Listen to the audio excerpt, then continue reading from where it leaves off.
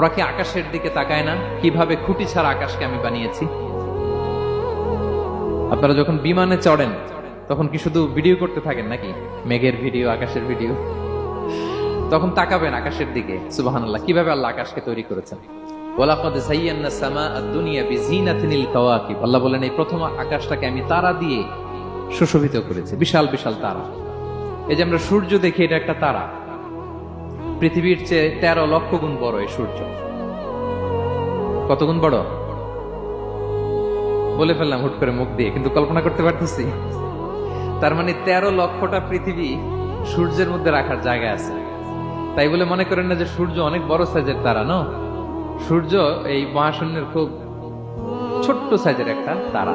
সূর্যের চেয়ে লক্ষ কোটি গুণ তারা আছে। যে সূর্য পৃথিবীর চেয়ে 13 লক্ষ গুণ বড়, ওই সূর্যের চেয়ে কোটি গুণ বড় তারা আছে। এরকম লক্ষ